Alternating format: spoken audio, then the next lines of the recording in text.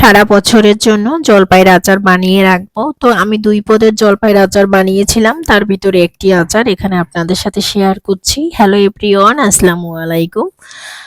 মারিয়া blog থেকে আপনাদেরকে স্বাগতম জানাচ্ছি। আশা করি আপনারা সবাই ভালো আছেন। আলহামদুলিল্লাহ আমরা ভালো আছি। এখানে আচার বানানোর জন্য আমি কিছু পরিমাণে সরিষার তেল নিয়েছি আর হচ্ছে গিয়ে শুকনা মরিচ, যেটাকে একটু ভেজে নিয়েছি। আর আমি কিছু টুকরো করে রেখেছিলাম রসুন, এগুলোকে আমি দিয়ে দিয়েছি। এখন রসুনটাকে একটু হালকা ব্রাউন কালার করে ভেজে নেব। তারপরে হচ্ছে গিয়ে মশলাটা দেবার আগে আমি একটু পানি দিয়ে নিয়েছি, যেহেতু তেলটা অধিক পরিমাণে গরম ছিল তাই শুকনা মশলাগুলো পুড়ে যেতে পারে।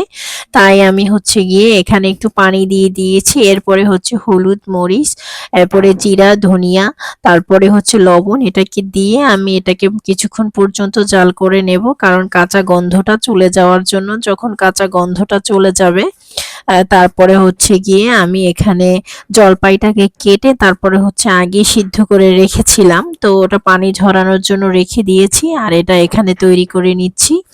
তারপরে এখানে আমি কিছু মশলাও দিয়েছি, শুকনা মশলা। এখানে এলাচ, দারচিনি এবং তেজপাতা ছিল।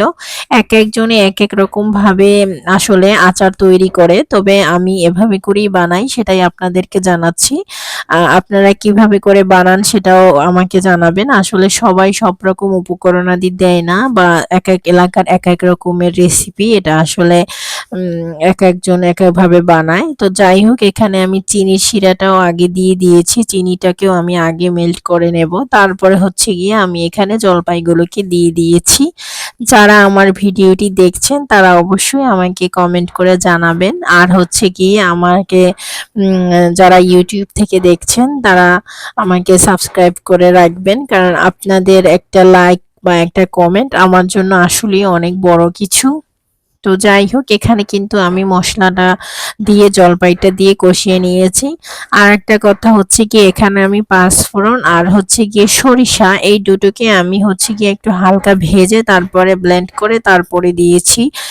দেখা গেছে যে গত বছরে যে আচারটা আমি বানিয়েছি সেই আচারটা অনেক দিন ফ্রিজে রাখার কারণে এই যে পাঁচফোড়নের ঘ্রাণটা বা এই যে আস্তা যে মশলাটা আমরা দেই, এই মশলাটা আসলে অনেক দিন ভিজে অবস্থায় থাকার কারণে কিরকম মানে কিরকমের যেন হালকা একটা ঘ্রাণ চলে আসে। তো এই জন্য এই বছরে আমি আর আস্ত কোনো কিছুই দেইনি, মানে এটাকে সব যা উপকরণাদি ছিল সবকিছু আমি গুঁড়ো করে দিয়েছি। আর হচ্ছে এখানে আমি সাদা ভিনেগার দিয়ে দিয়েছি, কারণ যেহেতু ফাঙ্গাস মানে যেটা হচ্ছে গিয়ে সাদা সাদা একটা উপরে তুলার মতো পড়তে চায়, সেটা যাতে না পড়ে এই জন্য হচ্ছে গিয়ে আমি এটাকে দিয়ে দিয়েছি। তো অবশ্যই আমাকে জানাবেন ভিডিওটি কেমন হয়েছে।